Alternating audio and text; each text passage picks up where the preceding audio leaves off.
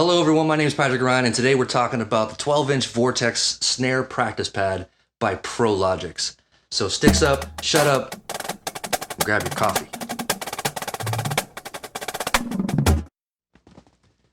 Way back in 2001, a man named Jason Edwards was taking lessons from a little-known guy named Jim Chapin. And as the story goes, during this time, Jason felt that there were no great pads on the market. They didn't feel the way he wanted them to feel. So took it upon himself to design his own pad. I guess he brought it to Jim during a lesson or something, and Jim loved it and told him, hey, you should sell these things. These are great. And so that's the beginning of Prologix. The very first pad that Prologix put out was called the Startix pad. And that was back in 2001. Shortly after that, Jason designed and patented the tenor zone pad and the tripad. In 2002, basically, Jason essentially redesigned the Startix pad. I don't know what he was using before in the original version of the pad, but when he redesigned it, he switched over to Baltic birch plywood for the base of the pad. And I guess it had some sort of recessed rim, but also cutouts for a snare basket so that you can easily mount it to a snare stand, which is fantastic. I hate it when pads don't fit in snare stands. It's really, really annoying. Ever since the redesign of the Startix pad, which he subsequently named the Logix pad, he's been making all kinds of amazing products for percussionists out there. This video, by the way, is not sponsored or endorsed, or they didn't send me anything. I bought that pad with my own money. Prologix doesn't even know I'm doing this. Wish me luck. If you go to their website, you can find the Vortex snare pad in two different sizes. You can find an 8-inch for about 70 bucks, and then the 12 inches is what I have here for about $90. These products are proudly made in America, which I sincerely appreciate, especially at that price point. I think the pricing on these things is very fair considering that it's at least made right here in America. The materials are amazing. The thing is made very, very well. You can tell that Prologix loves what they do and they put a lot of pride into what they do. It is very well made. The top playing surface is made out of 8 millimeters of recycled rubber. It's multicolored, which I think is fantastic. I think it looks amazing. I love the multicolor. It sets this pad apart from just about every other pad I've seen out there. It really is. You can tell just by looking at this thing, that's a Prologix, because nobody else makes a pad that looks like that. And the reverse side is 5 millimeters thick. I believe it's the same material, it just isn't multicolored, and it doesn't seem to be as dense, if that makes sense, right? Like the pieces of rubber aren't as densely packed as they are on the top playing surface. The rim on this thing is made from some sort of polytech material. It says that it's non-marking, and then the wood part is just standard Baltic birch. If you know anything about plywood, Baltic birch is one of the best. Generally, you can rely on the fact that most of the time when you buy Baltic birch plywood, there are going to be 0 voids in the plywood, which is very important for a practice pad, because if there are holes inside the middle of it wouldn't be a solid hunk of wood, right? You're going to have little holes which can affect the way it feels and sounds. So Baltic birch is a really great choice. Typically 1/2-inch plywood is just a hair under 1/2 inch, but this one's a little bit over, probably 17 30-seconds or 18 30-seconds. So it's a little bit bigger, a little bit thicker than actual 1/2-inch plywood. And that might be just a thing with Baltic birch. I've never actually purchased Baltic birch before because I can't afford to buy sheets of Baltic birch, even though I'd like to.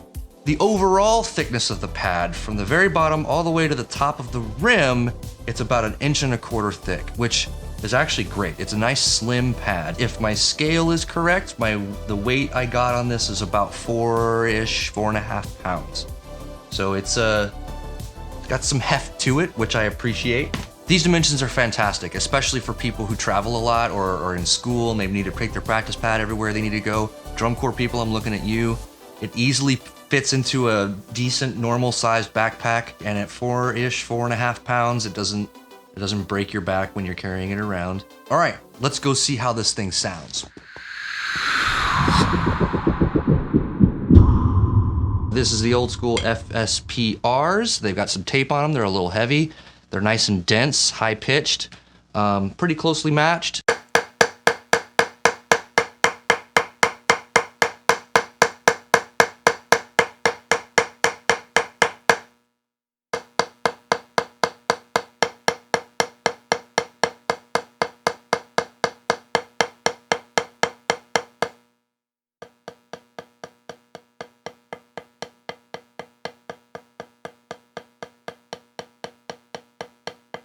Think I might have had too much coffee today.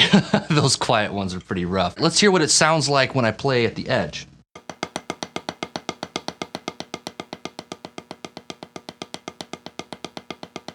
Let's do a crescendo, decrescendo.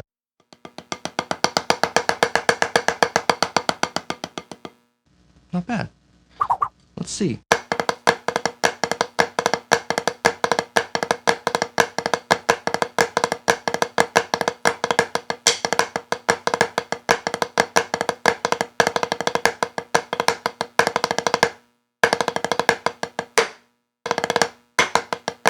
Not too bad. It feels really good.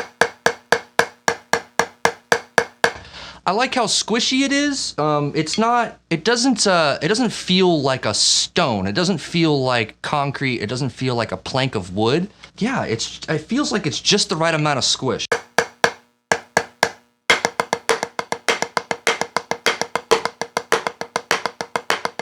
feel like it's hard to get the rim shots on this.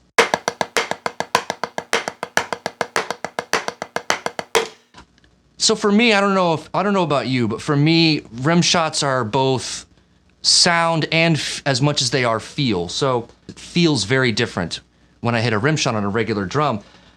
And I can also hear it, right? Obviously on a drum, you can hear the difference.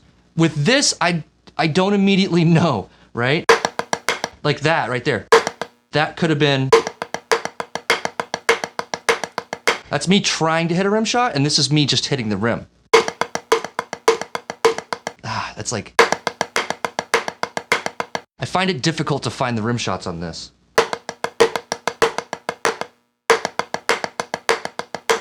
Just by tone alone. So it's not a very, to me, to my ear, it's not a very huge difference between a rim shot and just hitting the rim. I don't feel like the shots are obvious on this. They've done a really good job of making it a relatively quiet practice pad with a pretty good feel, at least with these heavy sticks. I don't know how I feel yet. Let's flip it over and see what the back sounds like. Now remember, this side is I would think the same kind of recycled material. It's a little thinner. It's a, what did I say, 5 millimeters. This back side isn't as dense. You can see little pockets of missing rubber. Already, it's got a lot more of the wood sound.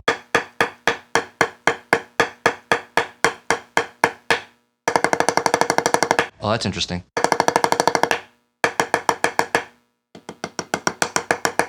It's weird. It feels like it sounds like it has more attack, but it feels a little more rubbery on this side. Not necessarily more bouncy. Maybe a little bit. Let's switch it.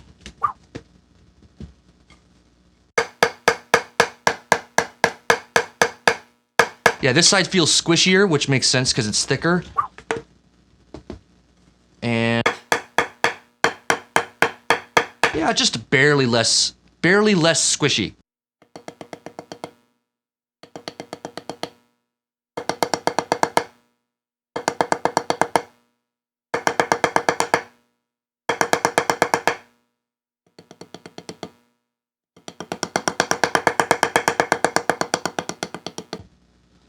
Let's try to get some shots on this. See, that's what I'm talking about. Without a rim, there's an obvious sound difference when you get a shot. Right? You can start to hear it because there's more surface area hitting the thing, and that's all. That's the only reason why.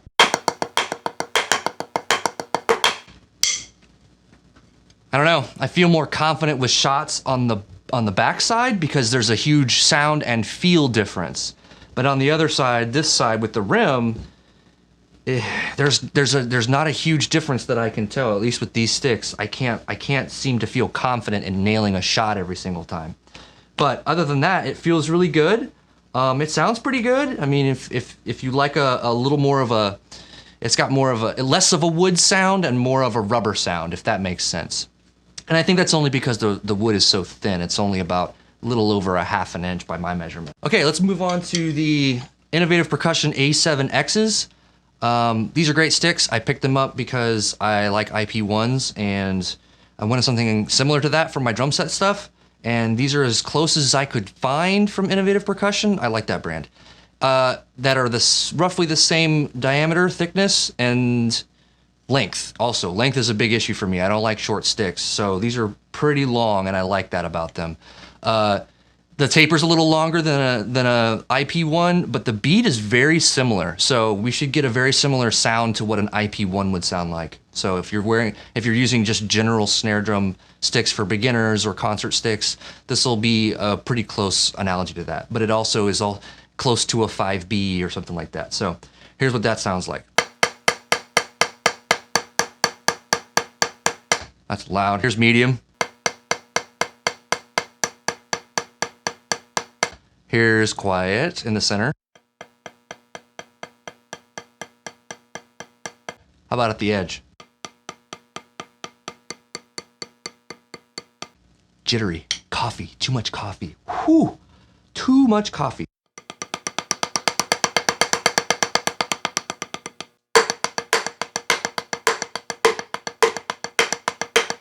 Yeah, it's the same thing, right? I can barely tell a difference between hitting a rim and hitting an actual shot. But I will say that I like having a rim on this pad. Just because I don't feel like I can get a good shot doesn't mean I don't like having a rim. I really appreciate the fact that it has a rim, because now you can practice things like if your music calls for you to play on the rim at some point, you've got a nice rim and it's a distinct sound from the pad and you're not hitting the actual wood. So that's nice. I like the fact that there's a rim. It sucks that I can't immediately discern when I get a shot and when I don't get a shot. Let's flip it over and see what it sounds like on the other side.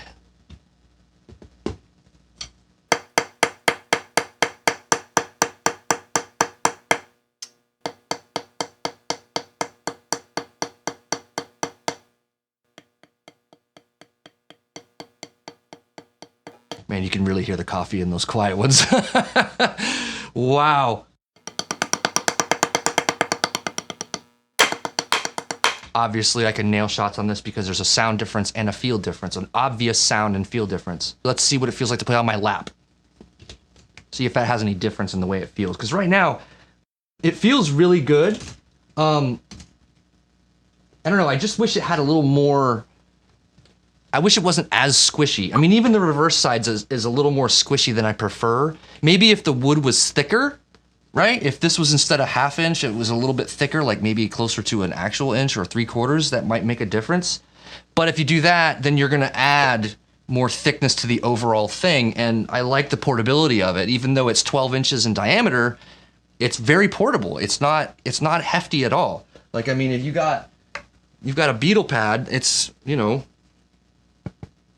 yeah, the Beetle pad is a good 1/4 inch to 1/2 inch thicker, so, but I really like the feel of that Beetle pad. So, and I think that has a lot to do with the thickness of the wood. But, so I don't know, it feels good. Maybe if I add my legs to it, instead of it being on a stand, it'll have the feel that I'm looking for. Let's give it a shot. So now I'm getting more of the wood singing, which I like. I like the wood sound. And I think the extra mass of my legs directly underneath the pad is actually helping with what I was just talking about. So my theory is correct. All right, let's see the other side. So on both sides, whether I'm on a stand or on my legs, I'm noticing that when I get towards the edge, I lose a little bit of rebound, but I think that's just the nature of the beast. I think all practice pads are probably gonna be that way, and that's totally fine. It's a practice pad, right? So I think if you really wanted, if you really wanted the articulation, and like if you wanted to play with a bunch of other people and really be able to fine tune your cleanliness, I think that you're gonna want something a little more articulate than this pad.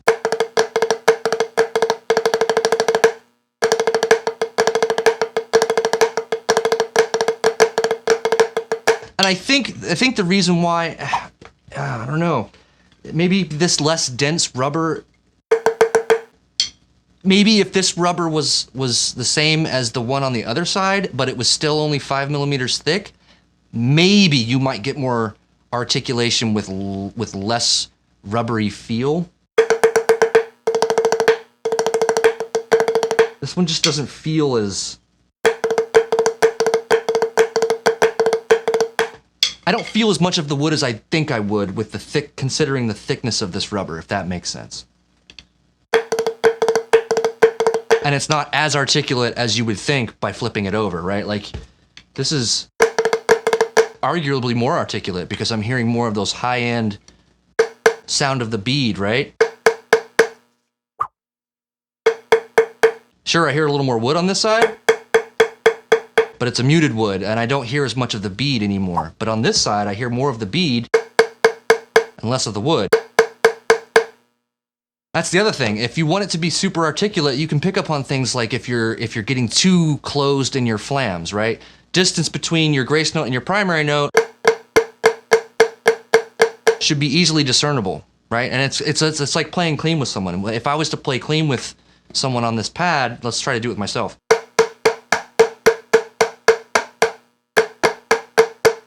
That's pretty good. Pretty good there. What I'm looking for is I want to be able to easily identify to the microsecond, the nanosecond, right? Because that's how we play clean. We try to play as perfect as possible, and we want it to be as clear as possible. That's why people like to say the wood doesn't lie, right? If you're going to play on a hunk of wood, it is so articulate and so sharp that you can really hone your ears. And I like that in a practice pad, and I don't know if I would get that in this one. Especially if you're going to talk about something like this guy. This is highly articulate, and we're going to do a review about this later. But if you're looking to practice playing clean with people, this will get you close. This is almost like a real feel. Almost. A little more articulate, and I would say feels better than a real feel. Because I feel like a real feel lies to you in how much rebound you get. This one doesn't feel like it's lying to me about how much rebound I'm getting. I think it's a fair representation of rebound. Gotta love Uplift. Not sponsored. Okay, so I have an Uplift desk. It's the 4-legged one, and I've got a custom top that I made. I laminated 2 sheets of plywood. It's about 1.25 inches thick, so it should be nice and sturdy. The only unknown here is whether or not the microphone's going to pick up a lot of the desk sound. I'd like to think that it won't, but we'll find out. Until I get better gear, this is what you're going to have to deal with. So, all right, let's give it a shot and see how she sounds. Hit record real quick, because last time I didn't hit record.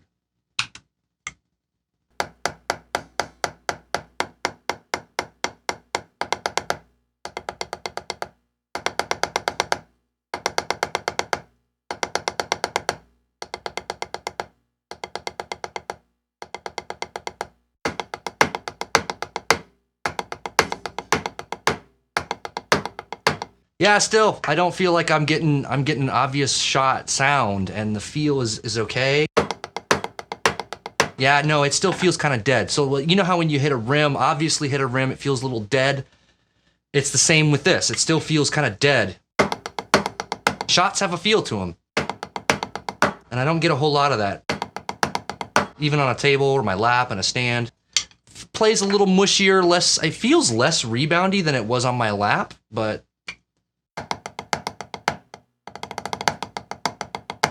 let's flip it over and see if we get a different result. Now this is going to be different because we're putting the rim now on the tabletop. So we could get a very different sound here. Oh yeah, I don't like that at all. And I don't think you'll ever do it this way. It's terrible. Don't flip it over. Don't play. Don't put the rim side down on a table. Feels worse, actually. But that could just be my own psychology of me not liking the way it sounds, but I mean, it feels okay. It's probably just my brain going, this sounds terrible, therefore it feels bad.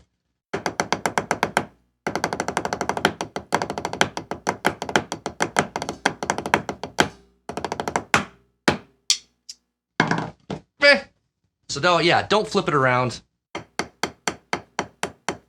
It's not so bad with lighter sticks, like drum set sticks or concert sticks. But yeah, I wouldn't flip it over on a tabletop. Don't put the rim side down on a tabletop. Is it passable? Yes, 1000%. It is definitely passable. It's not a junk pad. It is a very, very good pad. And I am nitpicking a little bit here. But I think for $90, we can afford to nitpick, right? You could easily go out and spend half that money on a real feel or, you know, something like that. You can go get one of those mass-produced pads for less money, but you're getting less quality. And you're getting something that just doesn't have any character to it, to me. I like that it's American made, and I don't mind spending extra money knowing that American hands are the ones that built this thing. Rim shots, that's my only downfall on this guy. Really, that is the only thing I could find that I was not certain that I loved. So everything else I love about it. I think the rim is a great, great selling point for this pad because it's there and you can use it. If your music calls for playing on the rim, you've got a rim there and it's gonna sound very different than playing on the actual surface.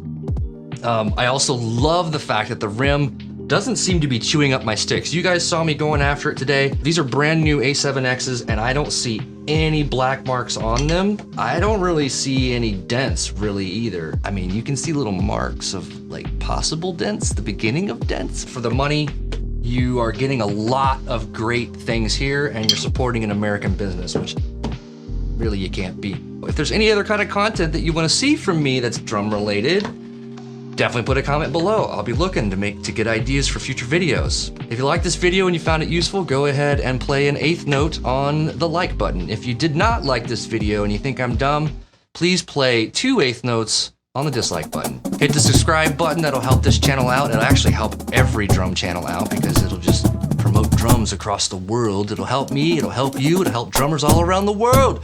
Hit that subscribe button, do it now, do it. You didn't do it, did you? If you did, thank you. If you did not, thanks for watching. I'll see you next time.